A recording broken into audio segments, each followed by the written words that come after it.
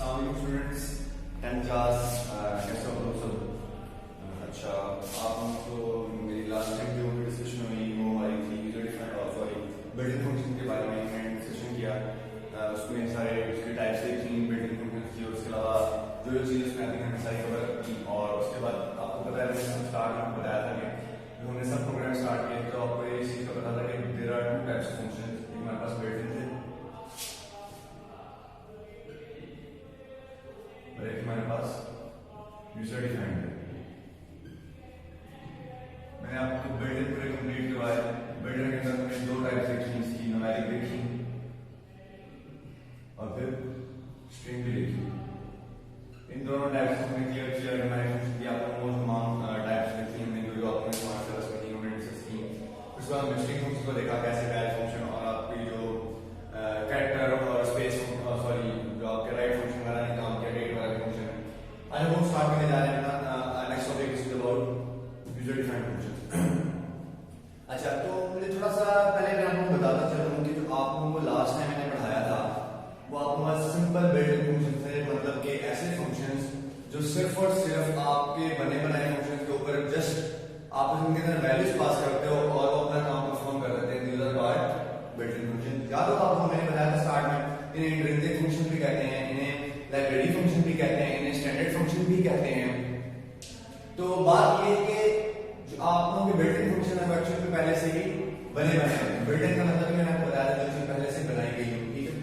तो आपको बताया था जो प्रोग्रामर होता है वो उसने पहले से ही फंक्शन बना के रख दिए होते हैं आपकी लैंग्वेज के अंदर ताकि आप उसे इजीली यूज कर सको अपनी जरूरत के मुताबिक कि आपको किस जगह जरूरत पड़े तो आप उस फंक्शन क्या कर सको, कॉल कर सको। अच्छा, उस बाद अब उसके अंदर आपको एक भी आसानी हुई कि चले आपको कोड नहीं लिखना पड़ता है, डायरेक्ट आपको क्या करना पड़ता है, एक सिर्फ फंक्शन की बॉडी को कॉल करना पड़ता है, उसके अंदर कुछ वैल्यूज पास करनी होती है और आपका फंक्शन काम कर देता है। तो बिल्ट-इन फंक्शन का सबसे ज्यादा फायदा यही था कि इसकी वजह से हमें जो चीजों को समझना बहुत आसान था और चीजों को सॉल्व करना बड़ा इजी था, क्योंकि चीजें पहले से बनी हुई थी, हमने सिर्फ उनको यूज करना था, कॉल करना था, जिसकी वजह से हमारी जो चीजें बहुत इजीली मैनेज हो रही। लेकिन जब हमें कुछ ऐसी सिचुएशन आई, फॉर इंस्टेंस अगर देखा जाए तो कभी कभार ऐसी सिचुएशन आ जाती है कि बिल्ट-इन फंक्शन आपका काम नहीं करता। फॉर इंस्टेंस कोई ऐसी प्रॉब्लम है मतलब जिसका जो सॉल्यूशन है वो इन बिल्ट-इन फंक्शन के अंदर नहीं बनाया गया। बात समझ रहे हैं मैं क्या कहना चाह रहा हूँ कि मतलब कुछ ऐसे फंक्शन हैं या कुछ ऐसी प्रॉब्लम है, ऐसी सिचुएशन है जहां पे आपके जो इश्यू है, जहां पे जो आपकी प्रॉब्लम्स हैं उनका जो हल है वो बिल्ट-इन फंक्शन के अंदर प्रोवाइड नहीं किया गया। तो जब अगर फंक्शन के अंदर बिल्ट-इन फंक्शन के अंदर इसका हल प्रोवाइड नहीं किया गया तो इसका मतलब तो फिर ये हुआ कि उन फंक्शन का बिल्कुल हल ना ही हो।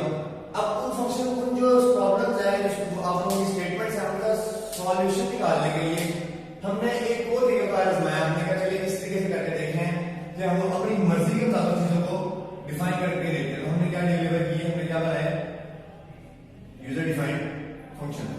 अब मैंने वो चीज बनाई थी पहले से कि बच्चे ऐसे फंक्शंस जो कि हम लोग अपनी मर्जी के मुताबिक अपनी सिचुएशन की कैटेगरी अपनी प्रॉब्लम के मुताबिक चीजें बनाने के लिए अपना सॉल्यूशन बनाने के लिए फंक्शन इस्तेमाल करने के कहते हैं यूजर डिफाइंड फंक्शन कहते हैं। तो यूजर डिफाइंड फंक्शन इसका मतलब ऐसे फंक्शन हुए जिन्हें अपनी प्रॉब्लम स्टेटमेंट के लिहाज से अपने मुताबिक इसको ढाला जाए, अपनी जरूरत के मुताबिक इसे बनाया जाए। These are called user defined function. आप लोग अपनी पेज का बुक नंबर बच्चे 67 ओपन कर लें, उसको मैं डेफिनेशन लिख ली यूजर डिफाइंड फंक्शन की।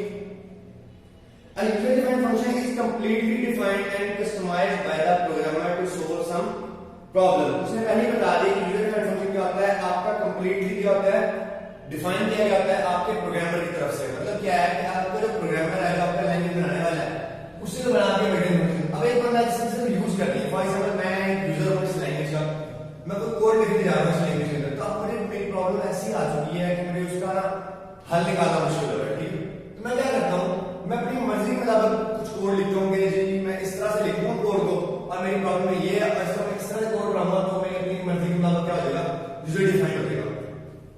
तो अब हम बुक में उसने ये मेंशन किया हुआ है कि ऐसा फंक्शन जो कि पूरा कस्टमाइज्ड हो, सिर्फ आपके प्रोग्रामर के लिहाज से किसी खास प्रॉब्लम को सॉल्व करने के लिए इसे क्या कहते हैं, यूजर डिफाइंड फंक्शन कहते हैं।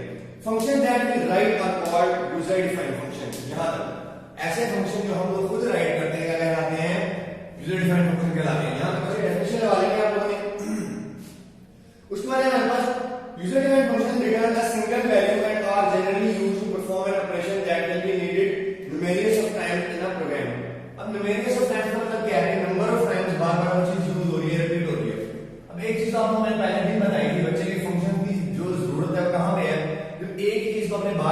करना हो और आपने उस कोड को बार बार कॉल करना हो तो आप क्या बनाते हो, फंक्शन बनाते हो। याद होगा जब मैंने आपको ये स्ट्रक्चर बताया था, कहा था कि इसके अंदर जो ये छोटे छोटे जंप्स हैं, फॉर एग्जाम्पल इस काम को मैंने बार बार रिपीट करना है, इस मॉड्यूल को, ये सब प्रोग्राम को,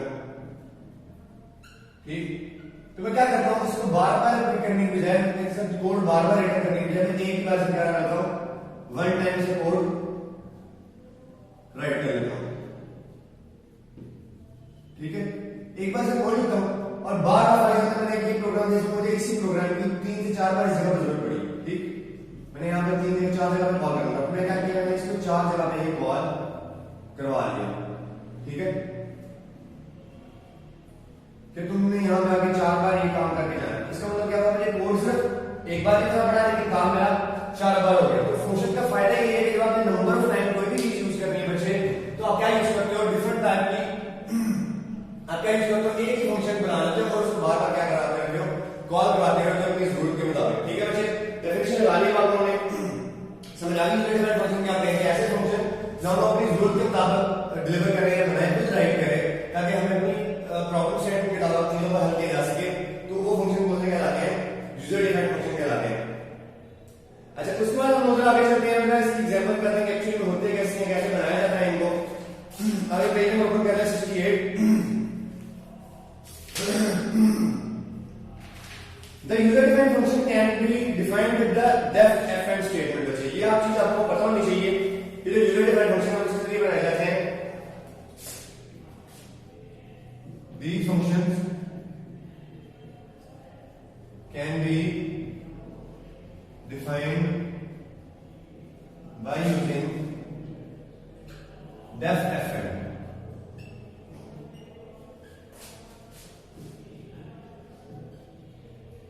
इस स्टेटमेंट के अंदर क्या करते हो, आप अपने यूजर डिफाइंड फंक्शन को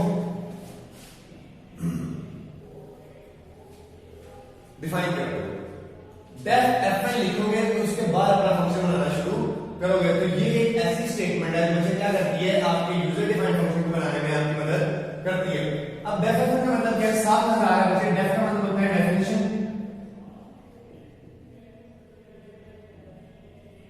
fn का मतलब होता है फंक्शन, ठीक है बच्चे।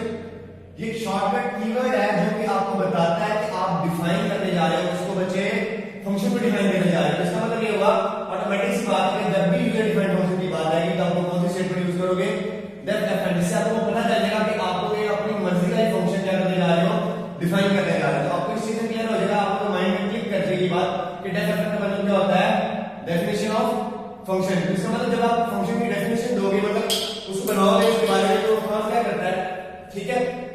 तो आपको बताएगा कि एक्चुअली में वो काम करेगा क्या। तो डेफ fn स्टेटमेंट के अंदर आपको अपनी मर्जी के मुताबिक जो अपनी कोड लिखवाना है वो अपनी स्टेटमेंट के जरिए डिलीवर करोगे। इसकी तरह एग्जांपल देखेंगे, मैं आपको मतलब इसको बारे में बताऊंगा कि एक्चुअली में काम कैसे करता है, तो आपको इस चीज में क्लैरिटी आ जाएगी एक्चुअली में डेफ fn स्टेटमेंट कैसे काम करती है हमें यूजर डिफाइंड फंक्शन को बनाने के लिए, ठीक है बच्चे। आगे बढ़ते चलते हैं,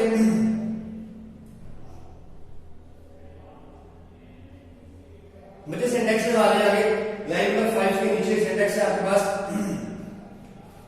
सिंटैक्स के बाद सबसे पहले लाइन नंबर आता है, फिर उसके बाद डेफ fn आता है, फिर उसके बाद नेम आता है, फिर आर्गुमेंट्स या फिर एक्सप्रेशन आते हैं। इसका सिंटैक्स बच्चे क्या है मेरे पास, इसका सारा सिंटैक्स देख लीजिए। इसके सिंटैक्स में हमारे पास सबसे पहले हम यहाँ पे लाइन नंबर लिखते हैं, उसके बाद यहाँ पे डेफ fn लिखते हैं, उसके बाद यहाँ पे फंक्शन का नेम लिखते हैं, और यहां पे हम लोग आर्गुमेंट्स पास करते हैं या फिर कोई एक्सप्रेशन। अब ये तो हो गया इसका सेंटेंस। अगर इसको मैं एग्जांपल के तौर पर लूंगा, एग्जांपल के कैसे सेंटेंस बनता है जरा देखेंगे। यहां पे लाइन में लिखा है, लाइन में लिख दिया 10 डेफ fn लिख दिया, ठीक है बच्चे, समझ आ रही है। लाइन में लिखा है लाइन नंबर, डेफ fn की जगह पे डेफ fn, नेम की जगह पे अपनी मर्जी के मुताबिक फंक्शन का नाम जो आप लोग लिखना चाह रहे हो।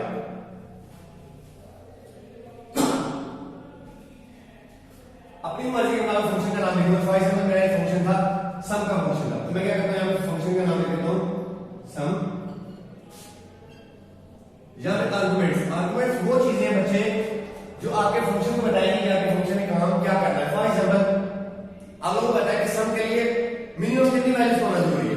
अब मैं खुद ही गैस करें, अगर आपने किसी चीज का सम निकालना है तो मुझे लगता है कम से कम आपके पास इतनी वैल्यूज होनी चाहिए कि इसकी वजह से आपका सम प्रोड्यूस हो सके।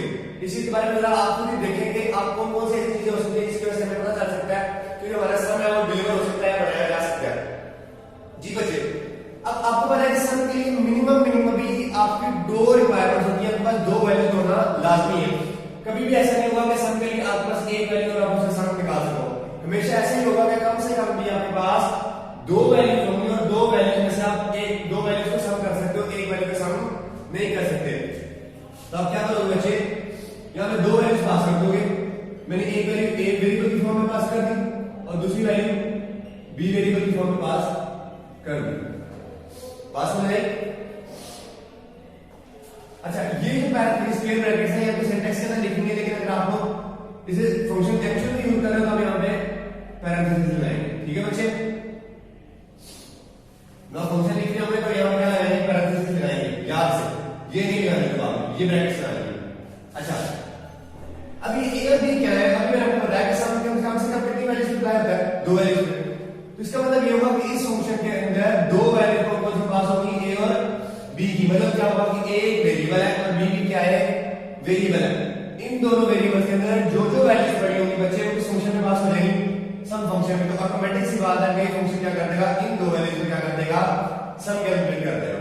ठीक है बच्चे, समझ आई इस बात की मैंने जो अभी बात की कि आपका सम फंक्शन क्या कर रहा है, सिंपल दो वैल्यू सम करके दे रहा है, ए और बी। फॉर एग्जांपल मुझे इससे ज्यादा वैल्यू का सम चाहिए था, फॉर एग्जांपल तो मैं क्या करूंगा, ए और बी की बजाय मैं कुछ और वैल्यू भी पास कर दूंगा। फॉर एग्जांपल मैं बी की बजाय कॉमा लगा के तीसरा वैल्यू भी पास कर दूंगा। मुझे चार वैल्यू का सम चाहिए, मैं कॉमा लगा के चौथी वैल्यू भी पास कर दूंगा। तो इसका क्या होगा आपको फायदा कि जितनी भी वैल्यू का सम चाहिए होगा आप इस फंक्शन के अंदर क्या कर दोगे, पास कर दोगे। और ये फंक्शन क्या करेगा, अपना काम कंप्लीट करके आपको कोई ना कोई क्या कर देगा, आंसर प्रोवाइड कर देगा। So this type of function are known as user defined function. जी बच्चे, इस बात का समझ आ गई। सिंपल क्या करते हैं, अपने लाइन पर लिख रहे हैं डेफ एफएन स्टेटमेंट का नाम या फिर फंक्शन का नाम और इसके बाद वेरिएबल्स, ये आपकी स्टेटमेंट है। ठीक है, ये फंक्शन का नेम है।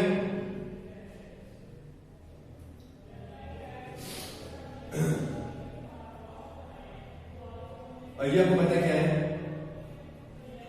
आर्गुमेंट्स। आर्गुमेंट्स भी कह सकते हैं बच्चे, आप इसे पैरामीटर्स भी कह सकते हैं। ठीक है बच्चे, पैरामीटर्स भी कह सकते हैं और आर्गुमेंट्स भी कह सकते हैं। अब ये देखो, ये ए और बी क्या करेंगे, इस सम वाले फंक्शन में पास होंगे और अपना सम कैलकुलेट करके कोई ना कोई आंसर रिटर्न करवा देंगे। इसकी जो इंप्लीमेंटेशन आपको जरूर करना होगा, बड़े ध्यान से कंप्लीट करते हैं हम लोग इंप्लीमेंटेशन कैसे होगी इसकी। अब इसके बाद आपको इतना पता होना चाहिए कि एक्चुअल में फंक्शन कैसे डिलीवर होता है, कैसे बनाए जाते हैं। अब यहाँ तक कोई क्वेश्चन हो बच्चे आप लोगों का, तो आप लोग कमेंट्स में पूछ सकते हैं कि सिंपल आपने क्या करना है, डेफिनेशन लिखना है, फंक्शन का नेम लिखना है, फिर वेरिएबल्स या फिर आर्गुमेंट्स पास करने हैं जो आपके फंक्शन में यूज होंगे।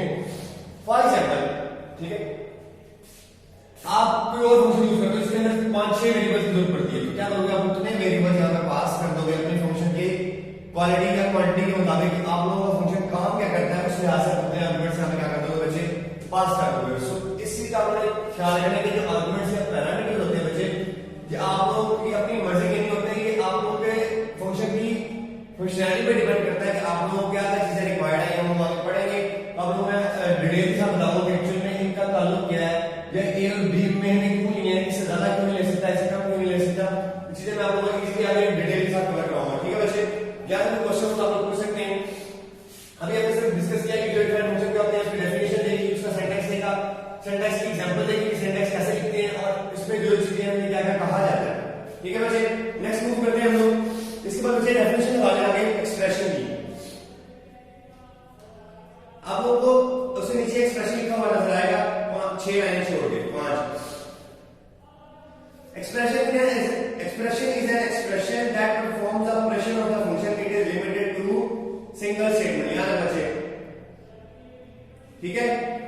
कि एक्सप्रेशन क्या है आपका, एक खास किस्म का एक्सप्रेशन क्या करता है, परफॉर्म करता है आपका एक ऑपरेशन किसके ऊपर, फंक्शन के ऊपर। ये जो एक्सप्रेशन मैंने लिखा है ये वाला, ये क्या करता है, आपका एक खास किस्म का ऑपरेशन परफॉर्म करता है किसके ऊपर, आपकी फंक्शनैलिटी के ऊपर। आप फॉर एग्जांपल, वो आपको अगर एग्जांपल था समझाऊंगा तो आपको पता चल जाएगा कि एक्सप्रेशन क्या होता है एक्चुअली में। तो आप लोग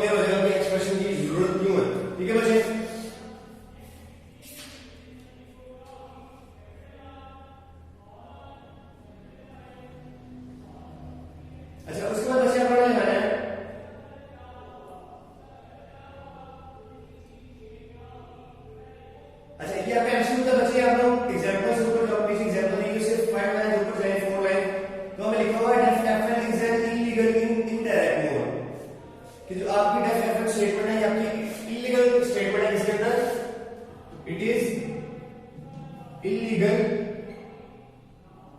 स्टेटमेंट